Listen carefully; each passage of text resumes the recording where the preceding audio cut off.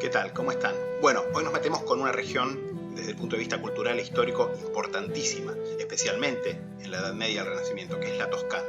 Esta gran región que limita al noroeste con la Liguria, al norte con la Emilia-Romagna, al noreste con la región de Marche, al este con Umbría y al sureste con el Lazio. La Toscana es, antes que nada, la cuna de la civilización etrusca, y justamente el nombre Toscana deriva del nombre que daban los romanos a los etruscos, que era Tusci, que justamente de ahí viene el nombre Toscana. También eran llamados tirrenos. Entre los siglos 3 y 2 a.C., justamente los romanos, que son por cierto los grandes discípulos de los etruscos, van a conquistar la región de Toscana y van a fundar o, en algunos casos, refundar las ciudades que van a ser las más importantes de la Toscana en la clase que vamos a estudiar hoy, como puede ser Lucca, Pisa, Siena, Florencia. Bueno, como ya saben, siguieron las conquistas ostrogoda, bizantina, lombarda y carolingia, también en Toscana, y justamente Carlomagno va a hacer de Lucca, por entonces la ciudad más importante de la Toscana, la capital de la Marca de la Toscana. Esta marca, hacia el siglo X, ya bajo el Sacro Imperio, vino a ser gobernada por los marqueses de la Casa de Canosa, también conocidos como atónidas. El escudo de la Casa Canosa tiene un perro, cane en italiano, y el lema de la Casa Canosa rezaba así: «Quando il cane finirà l'ossa, finirà Casa Canosa.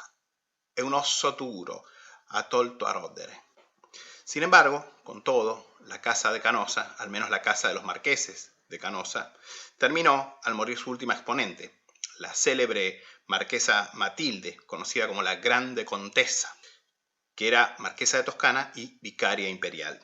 Desaparecida ella, sus sucesores, los marqueses de la Casa de Welf, con la cual ella se había casado, ya no tuvieron poder efectivo, y las ciudades, poco a poco, se fueron constituyendo en repúblicas a partir justamente de la muerte de Matilde, hacia el año 1115.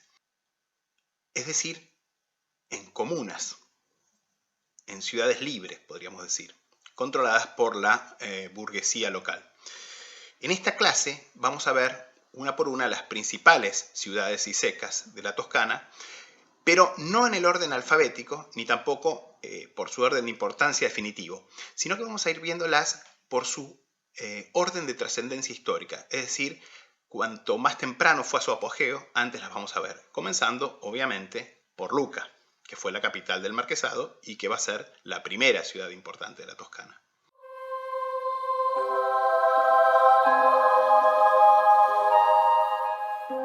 Así que vamos a empezar con Lucca, que como les digo fue la residencia de los marqueses de la Toscana y la capital, por ende, del marquesado de la Toscana, y que de hecho ya había obtenido un estatuto de autonomía limitada en el año 1084, y que por cierto, luego de la muerte de la marquesa Matilde en 1115 va a empezar a convertirse en una ciudad libre, en una comuna, en una república. De hecho va a obtener ya su estatuto de ciudad libre, podríamos decir, en el año 1160.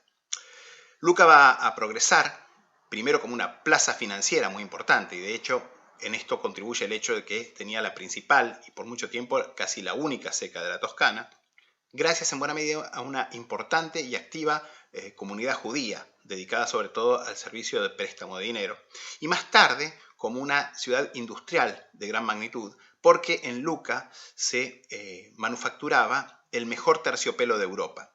Si ustedes se acuerdan, cuando vimos la clase sobre Flandes, vimos el cuadro del mercader Arnolfini y su mujer. Bueno, Arnolfini justamente, además de venderle joyas, de venderle piedras preciosas a la corte de Borgoña, era el proveedor de terciopelo. Y de hecho, en ese cuadro él aparece vestido con terciopelo, que era justamente el producto estrella producido en Lucca. Y las acuñaciones de Lucca durante el periodo lombardo ya las comentamos. Durante el periodo lombardo, Lucca va a producir tremices de oro. La Seca reabre hacia el año 950 bajo la autoridad de los marqueses de Toscana, acuñando a nombre de estos y de los sacro romano emperadores.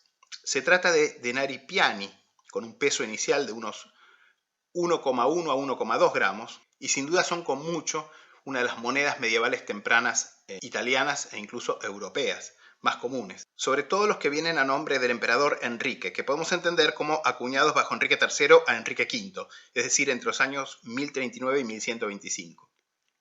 Pero estas monedas son realmente tan abundantes, de hecho, servían como moneda en toda la Toscana, al punto que vamos a ver que la mayoría de las principales secas de Toscana comenzaron acuñando grossi directamente porque usaban el denaro de Lucca como moneda de pago cotidiano. Es muy probable, como les digo, que estos denari continuaran acuñándose incluso mucho después de esa fecha, porque su peso va cayendo, de estos denari enricani de Lucca, va cayendo de 1,2 a 0,8 gramos, e incluso porque son hallados en muchos sitios cruzados en el Medio Oriente. De hecho, están, como les digo, entre las monedas más abundantes, no solamente en Italia, sino en toda Europa, y de hecho, por momentos, en algunos yacimientos arqueológicos de época de las Cruzadas, en Palestina, en Israel, aparecen más denari de Lucca que monedas localmente acuñadas.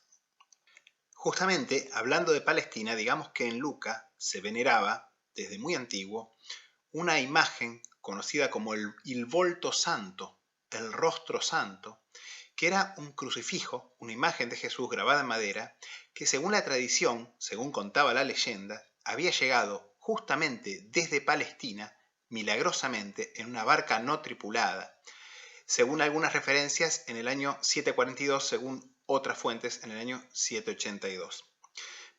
Lo que hacía especial esta imagen es que se decía que había sido tallada por Nicodemo, el amigo de José de Arimatea, que había ayudado a José a sepultar a Jesús en la tumba que pertenecía obviamente a José de Arimatea, y que además había provisto a su amigo para enterrar a Jesús de los bálsamos y ungüentos que se usaban justamente para embalsamar el cuerpo, en este caso el cuerpo de Jesús. Pero, sin embargo, esta escultura recibía el nombre de Santo Volto porque Nicodemo habría dejado inconclusa la escultura, se había dormido para descansar, dejando sin completar el rostro. Y el rostro habría sido terminado milagrosamente, presumiblemente por el Espíritu Santo, creándose así una imagen ageiropoieta, o sea, no hecha por la mano, entre paréntesis, por la mano humana. Sin entrar a discutir, sí es cierto que la imagen no se parece a ninguna otra talla europea de esta época, ni anterior, digamos. De hecho, hace pocos meses el Instituto Italiano de Física Nuclear presentó los resultados de un estudio carbono 14, fechando el material de esta obra entre el siglo V e inicios del siglo IX. Como les digo, no hay ninguna talla en madera de bulto exento tan antigua, prácticamente, que se compare con esta. De hecho, estamos ante probablemente una de las primeras tallas. Y como además a lo largo de la temprana Edad Media y buena parte de la Edad Media se le asignaron al Santo Rostro una serie de milagros muy importantes, pronto esta imagen se convirtió en una de las más veneradas de Europa y obviamente convirtió a Lucca en un importante centro de peregrinaje, con lo cual el prestigio de la ciudad aumentó aún más. Entre 1208 y 1214, justamente, Lucca introdujo su primer grosso de plata fina, por valor de 12 denarios y con un peso de 1,80 gramos aproximadamente.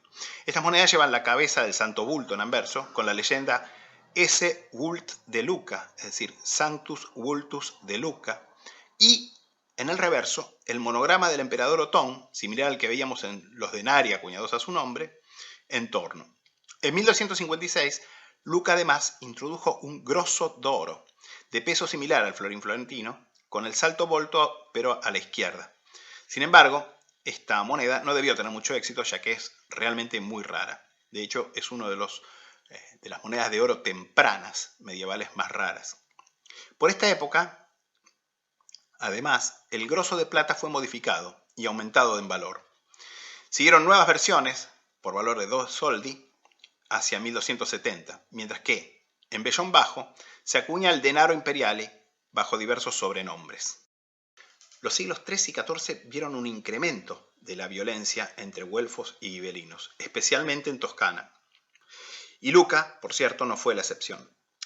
Entre 1273 y 1277 gobernó Lucca un capitano del popolo güelfo, Lucchetto Gatilusio.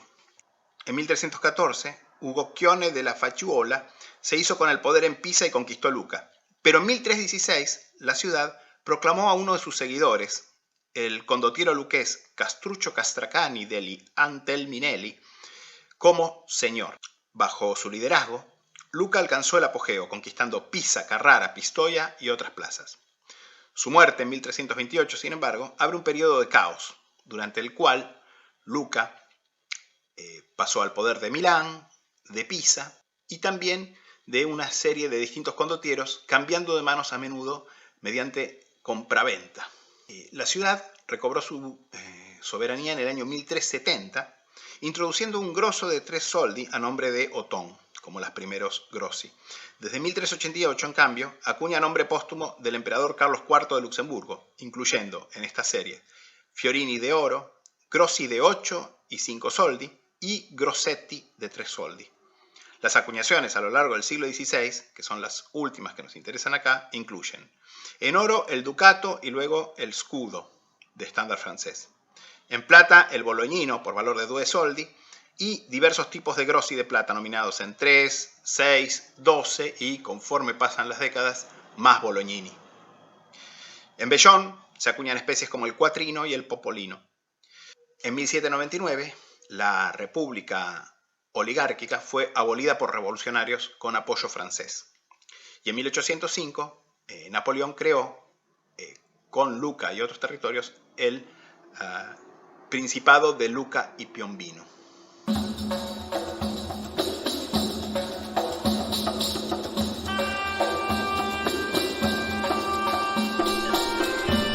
Bueno, vamos a empezar mirando el denaro enricano de Lucca, que es justamente el denaro a nombre de Enrique, puede ser Enrique III, IV o V. En verdad, estas monedas continuaron acuñándose en plata cada vez más baja y reduciéndose su peso gradualmente hasta cerca del año 1200 y pico, hasta bien entrado el siglo XIII.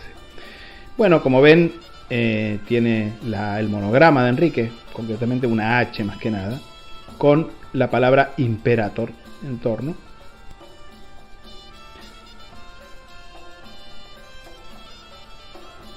Y en reverso, las 4 letras, como tipo principal, las 4 letras que forman la palabra Lucca.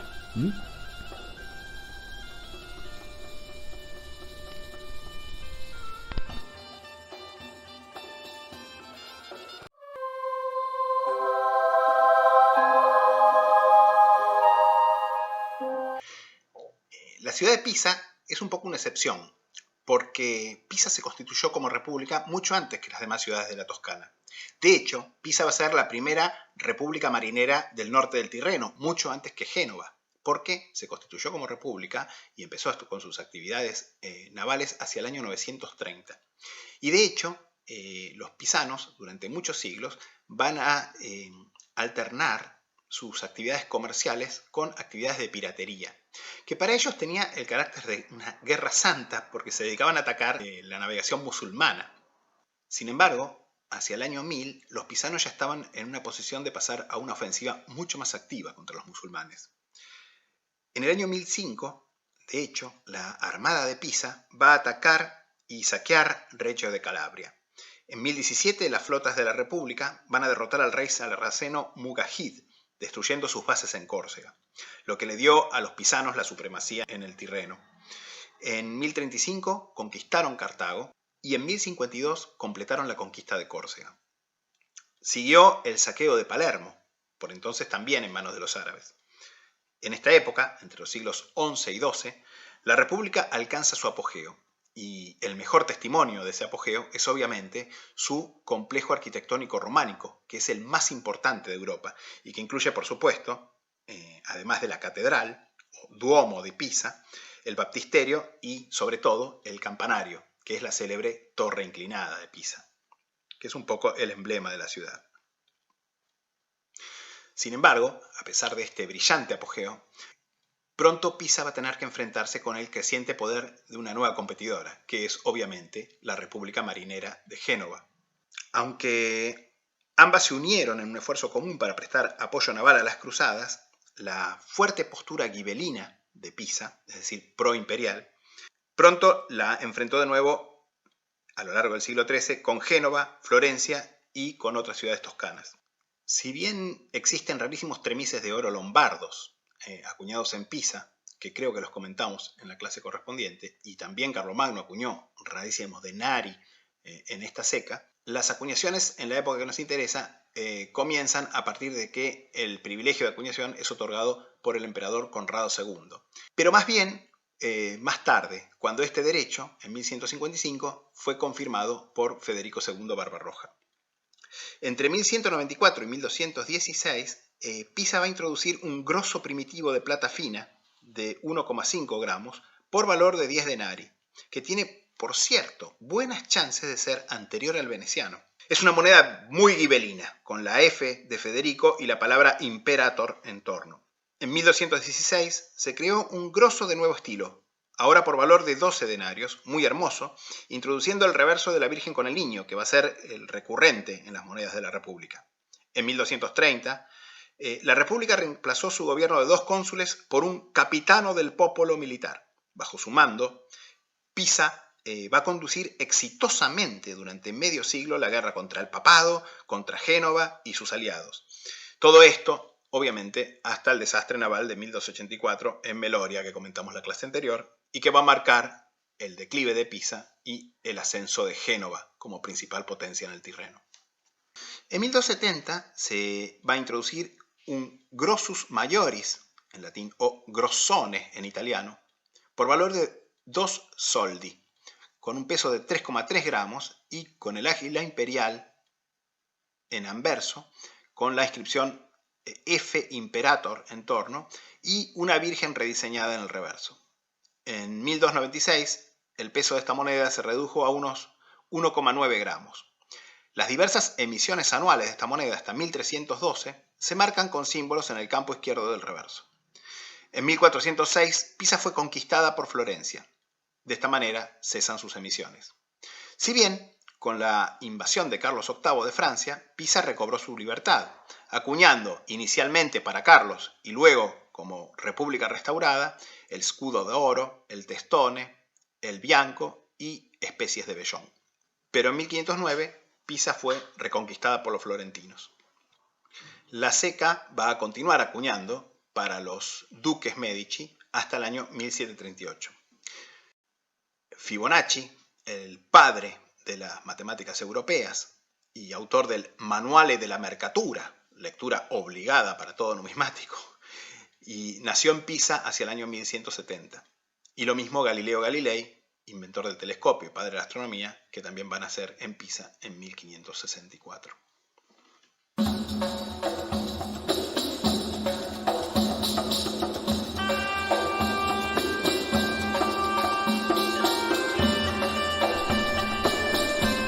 Bueno, una moneda bastante rara, por cierto. El grosso de 2 soldi de la República de Pisa, grosso ghibellino con el águila imperial, F Imperator en torno. Este tipo es el tipo reducido. Concretamente, esta moneda tiene un peso prácticamente perfecto respecto al teórico, pesa 1,91 gramos, lo cual es raro porque prácticamente todas las monedas medievales italianas de plata que circularon más o menos tienen algún tipo de recorte. Esta moneda tiene un peso completo. Y como les digo, es el tipo reducido, así que se acuñó entre 1296 y 1312. Y bueno, las monedas pisanas, por cierto, son todas en general muy escasas a raras, ¿no? Por no decir rarísimas algunas. Tiene el águila, un águila natural, por cierto, parada sobre una columna. Cosa interesante, hay un tipo de moneda de Agrigento, cuarto antes de Cristo, que tiene el mismo tipo, y como los pisanos andaban mucho por Sicilia, no me extrañaría que hayan basado su tipo en esa moneda. Porque el águila tiene la peculiaridad de estar parada sobre una especie de capitel de una columna.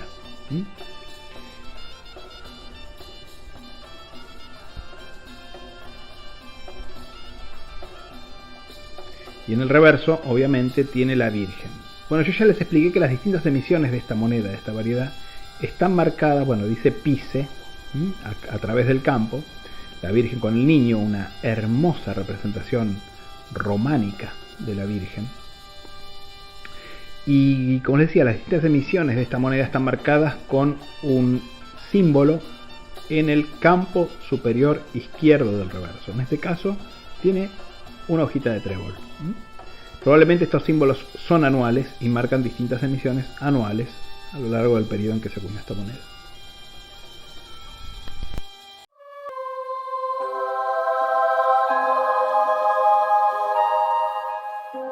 La historia de la fundación de Siena es una especie de parodia de la historia de la fundación de Roma.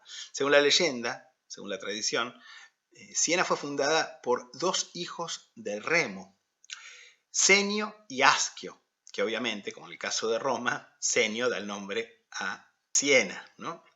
Que al huir de su tío, Rómulo, luego de que éste matara al padre de ambos, se llevaron consigo la estatua de la loba capitolina, con lo cual los seneses, los ciudadanos de Siena, consideraban que este símbolo había sido legítimamente apropiado y que ellos eran los que tenían derecho a usarlo y no los romanos. En época romana, en realidad, Siena no tuvo mucha importancia, pero como otras ciudades toscanas, a la muerte de la marquesa Matilde, los burgueses constituyeron una república en Siena y esto fue el inicio de una era de apogeo.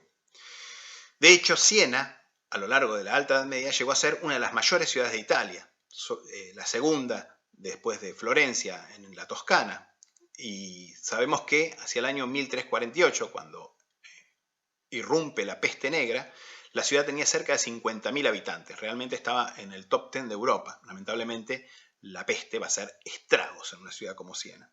Siena fue casi siempre ghibellina, derrotando a su gran rival, Florencia, en la batalla de Montaperti, en septiembre de 1260. Muchos, además, asignan a Siena el origen de la banca.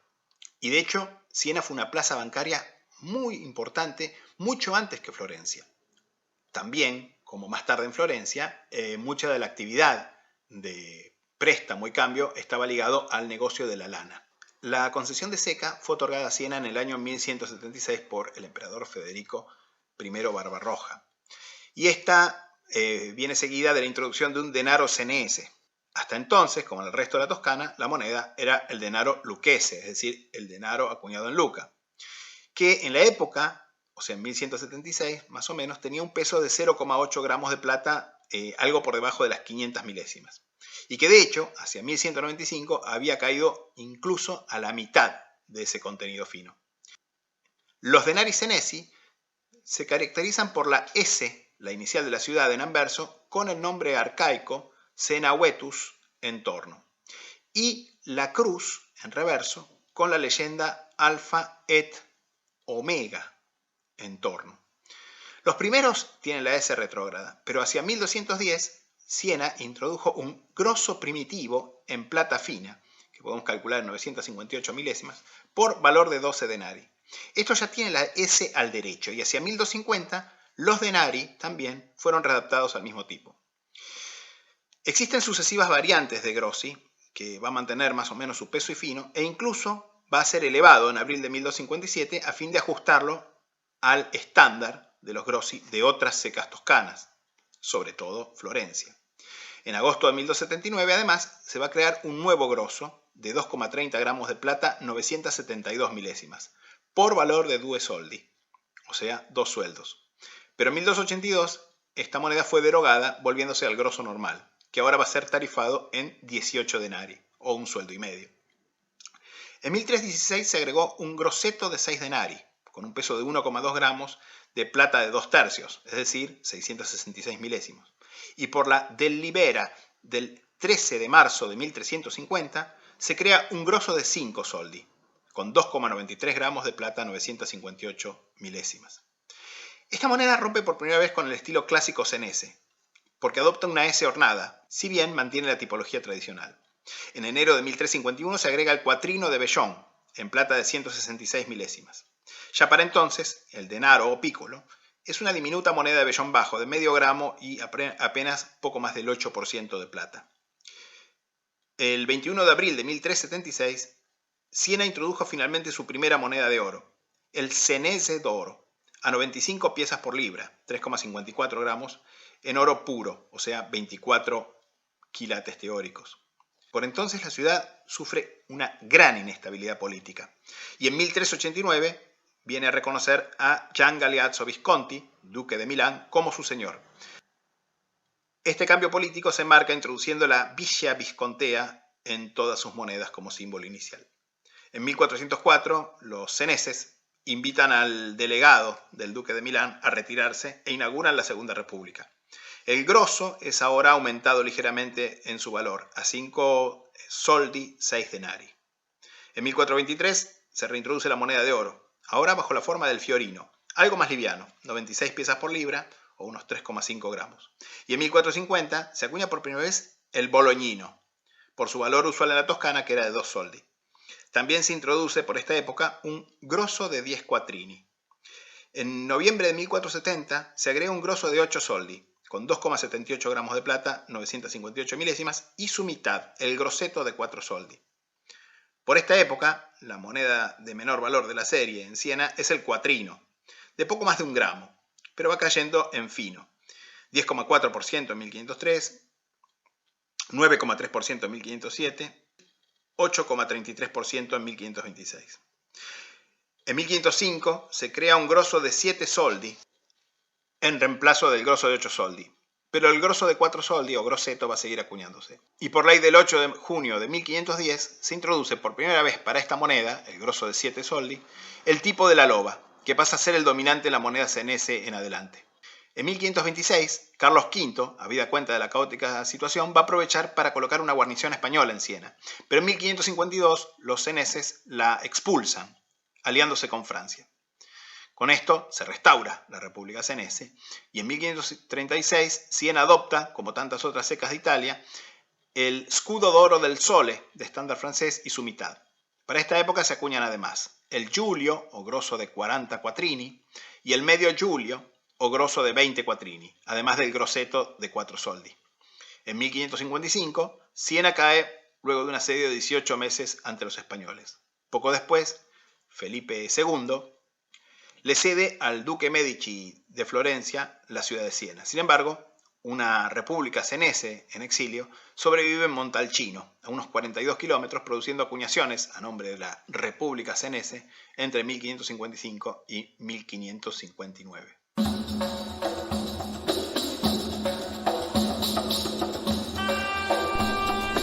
Bueno, no puedo mostrarles toda la bibliografía que se usa para estas clases, pero algunos libros particularmente espectaculares sí me gusta mostrárselos. Y fíjense, bueno, este es un libro bien italiano. Le Monete de la República Senese. Bueno, los italianos tienen esta tendencia a hacer libros descomunales, ¿no? Y este libro, bueno, al margen del tamaño que tiene, ¿no? Y del lujo con el que está impreso, es un libro muy bueno, Trae un catálogo muy lindo al final que está hecho en base a la colección municipal. Tiene, bueno, obviamente unas ilustraciones absolutamente impresionantes, ¿no? Fíjense, miren, ahí tienen a los banqueros de Siena, al gobierno, mejor dicho, de Siena, que es más o menos lo mismo. Y bueno, todo es un estudio muy pormenorizado de la tipología de las monedas, la explicación. Obviamente en estas clases no podemos llegar a profundizar tanto, pero un gran libro sin duda, ¿no? Esta es la parte del catálogo, ven, trae las monedas a tamaño natural y ampliaciones descomunales. Trae generalmente los datos de peso fino de cada emisión. Trae cuándo fue autorizada la emisión, cuando se conoce incluso la ley. Ven, por ejemplo, acá, da 18 danari, delibera il 15 dicembre 1282. Y con las especificaciones de cada emisión, un gran trabajo, por cierto.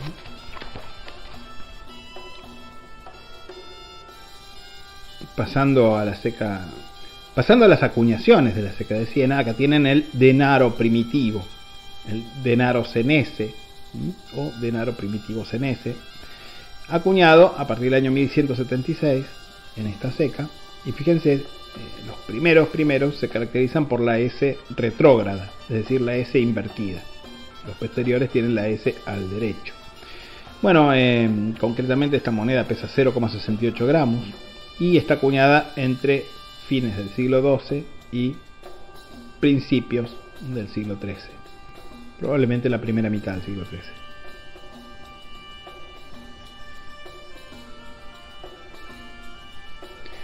Y en el reverso, esta moneda tiene la cruz con la leyenda religiosa usual. Alfa et Omega.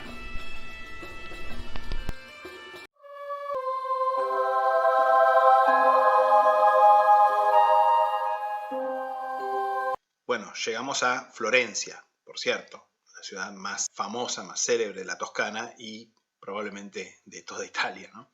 Sobre todo en la época que nos interesa a nosotros. Florencia fue fundada en el año 59 a.C.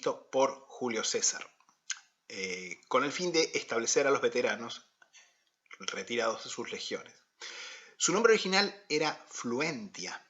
De hecho, Florentia, el nombre latino, fue una corrupción de este nombre original, porque estaba ubicada en la confluencia de dos ríos, un poco como pasaba con Coblenza, ¿se acuerdan? En Renania, cuyo nombre original era prácticamente el mismo, se llamaba Confluentia, porque estaba también en la confluencia de dos ríos. Sin embargo, en época romana, Florencia no va a ser una ciudad importante para nada, y tampoco en época tardoantigua o temprano medieval, porque de hecho incluso Florencia va a ser completamente destruida por el rey ostrogodo Totila durante la guerra gótica contra los bizantinos. De hecho, sin salida al mar y a la vera de un río que ni siquiera es navegable como lo es el Arno, al menos no comercialmente navegable, nada auguraba que Florencia se iba a convertir en el mayor centro financiero y cultural de Europa en época medieval y sobre todo renacentista, al punto que justamente Florencia va a ser la cuna del Renacimiento. Con lo cual podemos decir que Florencia debió su grandeza esencialmente al talento de los florentinos, simplemente. Lo que sí, hacia el año 1000, los marqueses de Toscana van a mover su residencia de Lucca a Florencia. Y eso, unido al hecho de que varias órdenes religiosas van a establecerse en Florencia y en la zona circundante a Florencia, creando importantes monasterios, va a darle un primer impulso a la ciudad, que, como el resto de las ciudades de la Toscana, hacia el año 1115, ya saben, con la muerte de la marquesa Matilde, se va a constituir en república. Los enfrentamientos entre güelfos y gibelinos van a ser muy feroces en Toscana, ya lo explicamos, y especialmente en Florencia, lo que va a llevar a instalar un primer podestá en el año 1193. Estos enfrentamientos no solamente van a seguir, sino que se van a agravar durante el siglo XIII. En 1251 la facción de los güelfos se va a imponer en Florencia, formando gobierno, pero ya les comenté que en septiembre de 1260, en la batalla de Monteaperti, las fuerzas de la República de Siena, obviamente gibelinas, junto con exiliados gibelinos de Florencia, de hecho el comandante de las fuerzas gibelinas era un exiliado florentino, van a derrotar a las fuerzas güelfas de Florencia y van a imponer el gobierno gibelino en Florencia. Este va a durar hasta el año 1267, en que los güelfos vuelven al poder. A pesar de todos estos conflictos, el siglo XIII marca el punto de despegue, de ascenso de Florencia hacia su era de apogeo. De hecho, en 1237, Florencia va a introducir su primera moneda, un grosso o fiorino d'argento, por valor de 12 denari o un soldi. Pero vamos a dejar por ahora las monedas de plata para comentarlas más adelante, porque muy poquito después, en 1252, Florencia va a introducir la moneda más importante de la Baja Edad Media. Estamos hablando, obviamente, del fiorino d'oro, la primera moneda de oro europea, propiamente, que va a conquistar toda Europa. Esta moneda venía acuñada a la talla de 96,5 piezas por libra de oro de 24 quilates, lo que rinde un peso de 3,54 gramos. Y su valor de 20 soldi o 240 denari la convierte además en la primera materialización de la lira. En anverso tenemos la flor de lis, o giglio en italiano, que es el emblema de Florencia, un tipo parlante, obviamente ligado con el nombre de la ciudad. Y en reverso aparece Juan el Bautista, el santo patrono de Florencia, vestido con la piel de camello y sosteniendo un largo cetro crucígero. Como ya saben, el florín fue la primera moneda de oro que conquistó toda Europa.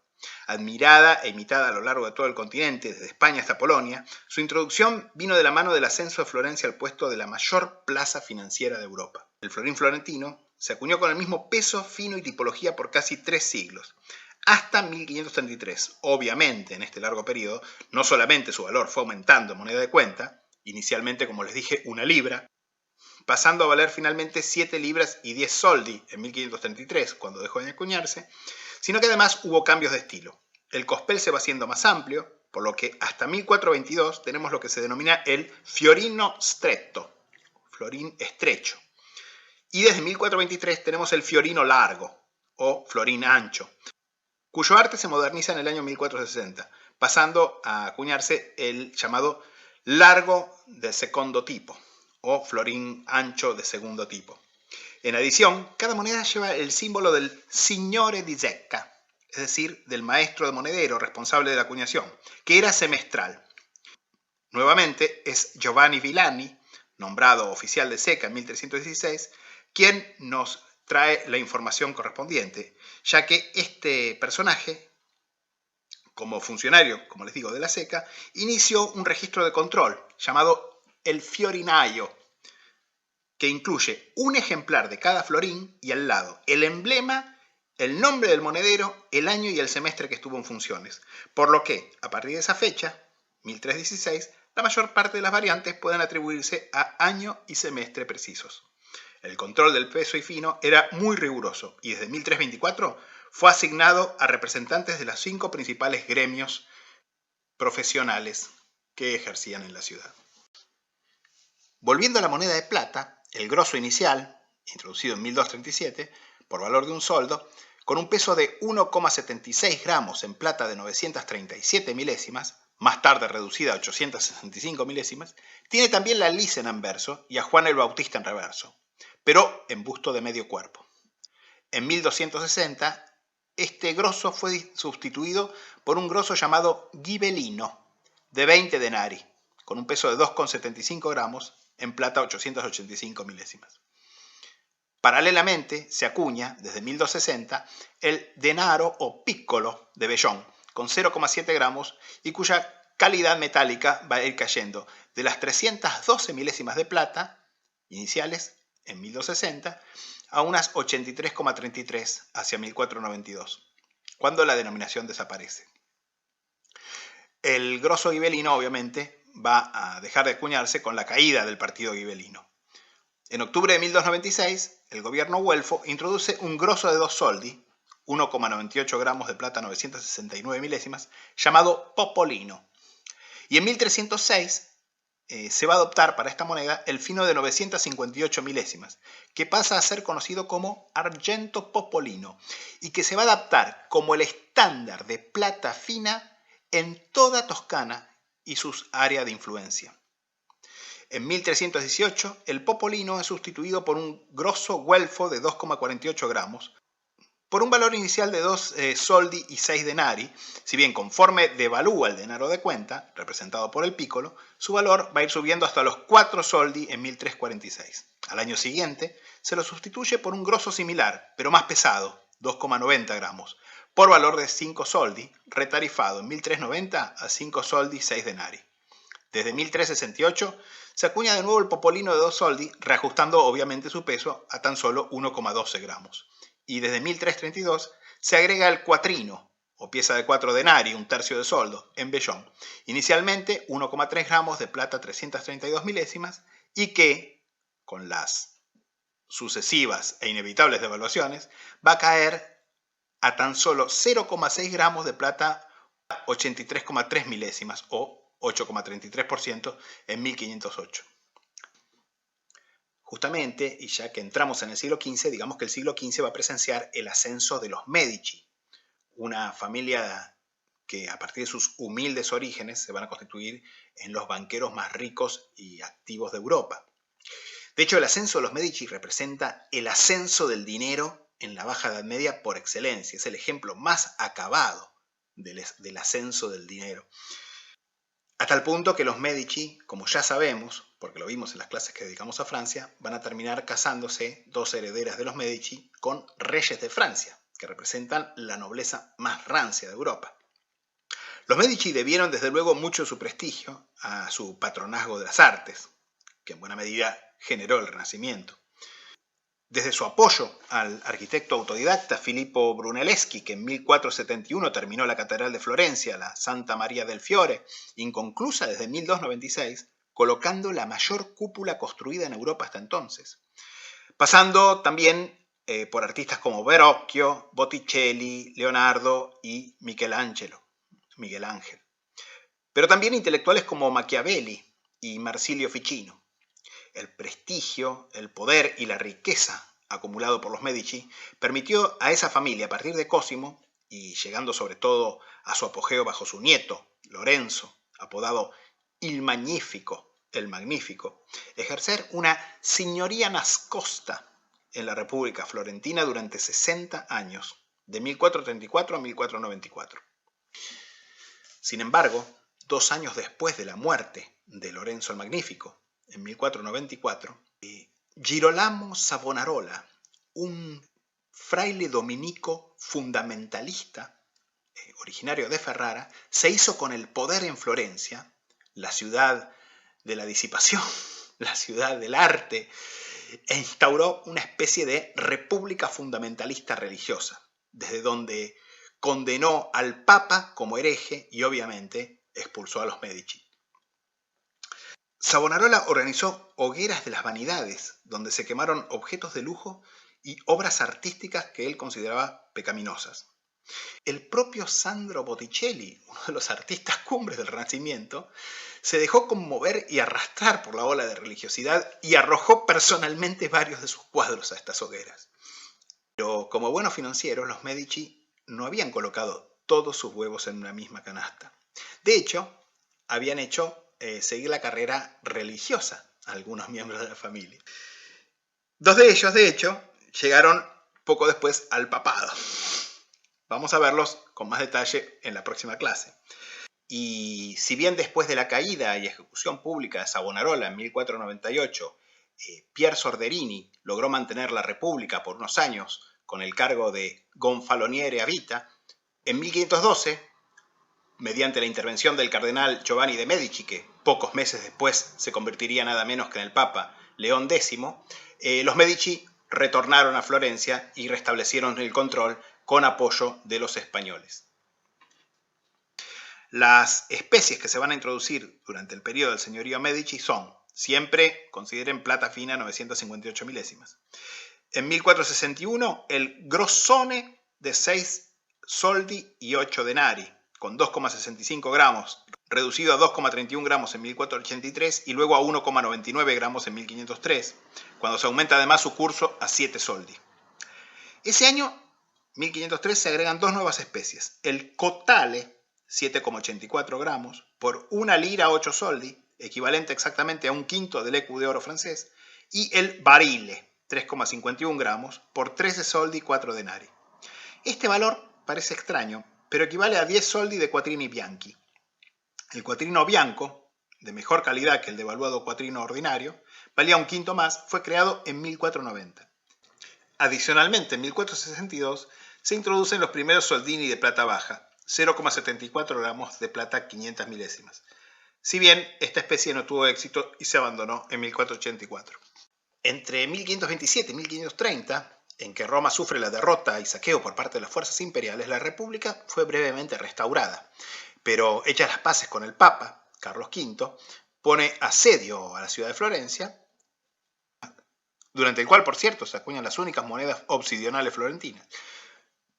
Y en 1532 va a restaurar a los Medici en el poder en Florencia.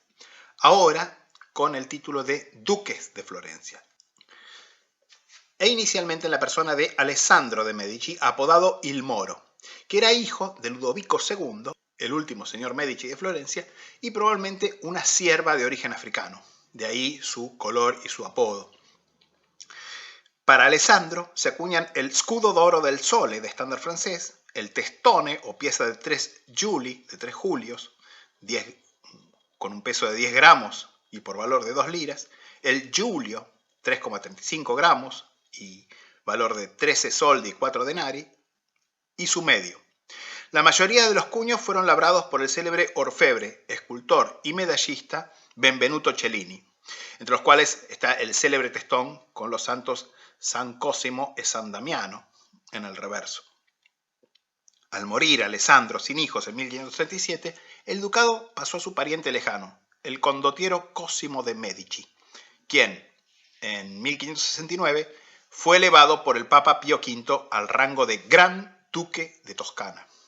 Las acuñaciones de los Medici como grandes duques de Toscana van a continuar hasta la extinción de la Casa Ducal Medici en 1723, no solamente en la ceca de Florencia, sino en otras cecas de la Toscana.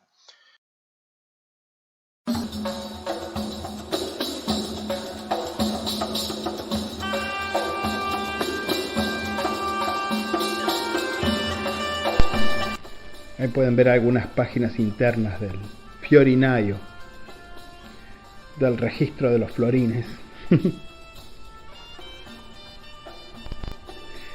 Bueno, pasando a Florencia, tengo muy pocas monedas florentinas, tengo 2 concretamente, pero por suerte les puedo asegurar que son monedas muy lindas y muy interesantes sobre todo. Bueno, primero que nada, esta, que es el Grosso Guelfo da Cinque Soldi. Concretamente, esta emisión, de la misma manera que yo les expliqué que los florines se pueden clasificar por los símbolos del Signore di Zecca, del maestro monedero que aparecen junto a Juan el Bautista, también todas las monedas, hasta las más humildes monedas de la República, pueden clasificarse exactamente en qué semestre fueron acuñadas, porque también llevan símbolos de emisión. En este caso, fíjense, la rosa es la marca del maestro de ceca Jacopo di Renzo, que estuvo en operaciones en el primer semestre del año 1349. Esta moneda es Bernocchi 848 a 854. Así que tenemos una moneda de justamente la época de la peste negra, concretamente. Esta moneda fue acuñada durante la peste negra, que en Florencia se limpió a entre el 45 y el 80% de la población. Fíjense, bueno, en estas monedas Juan el Bautista aparece sentado en una especie de trono, con su cetro y sosteniendo un escudito con la cruz.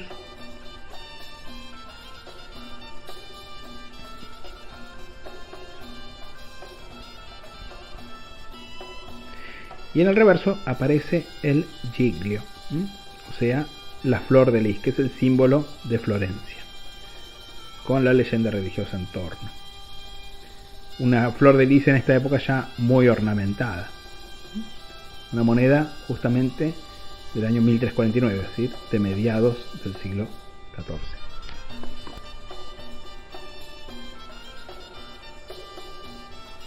Y ahora pasamos a una moneda nada menos que de la época del señorío de Lorenzo il Magnifico. Lorenzo el Magnífico. Concretamente, este es el llamado grosso guelfo de 6 soldi y 8 denari o grossone. Bueno, fíjense cómo cambia el estilo. Esta es una moneda ya del Renacimiento, ¿sí? Ya adelanta el estilo que va a tener la moneda en el siglo XVI. Concretamente, esta moneda corresponde al segundo semestre del año 1476. Y el maestro monedero responsable es Filippo de Guignis. Bueno, esta moneda sí tiene que tener algún tipo de recorte porque tiene un peso bastante más bajo que el teórico. Fíjense que en esta época el maestro monedero marca sus emisiones con su escudo de familia, que aparece a la izquierda de la cabeza de Juan el Bautista, un poquito a la altura de los hombros, como pueden ver.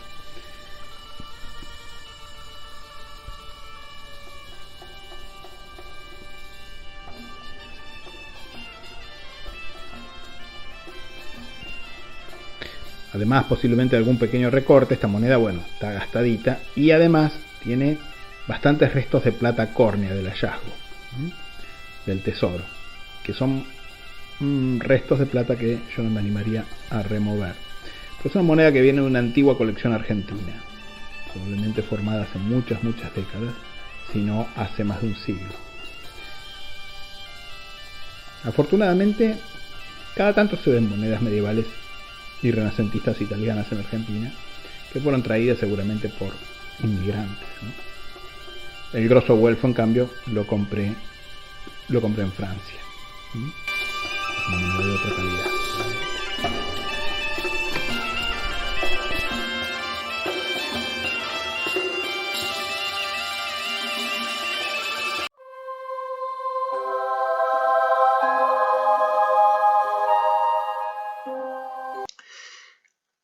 Nos quedan por ver 2 secas de la Toscana, dignas de mención, hay otras menores, que sin embargo son mucho menos importantes que las secas que hemos visto hasta ahora, y que tienen la característica común de haber sido ciudades gobernadas por sus obispos, o sea, 2 obispados.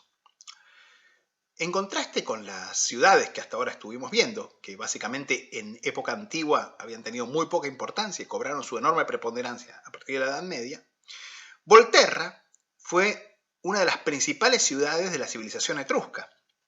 Y paradójicamente en la Edad Media fue una ciudad de importancia mucho menor.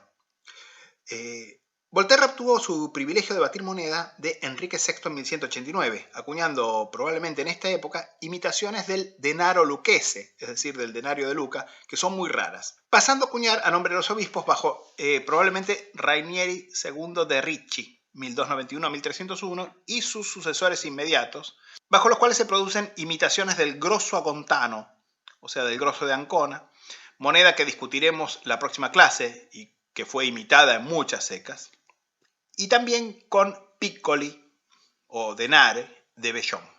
En 1321 la comuna se hizo cargo de la seca, pero los obispos de Volterra continuaron acuñando en su nueva sede, Brignone.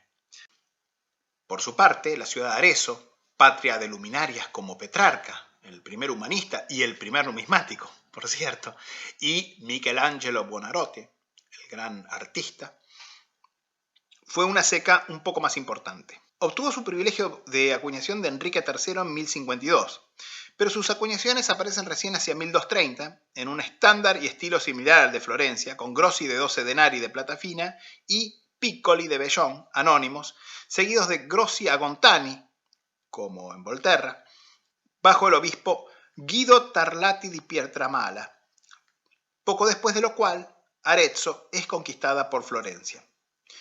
A la segunda mitad del siglo XIV, sin embargo, pueden asignarse un rarísimo bolognino de Arezzo, copiando el estilo del bolognino papal de la seca de Roma, y algún cuatrino también de esta época.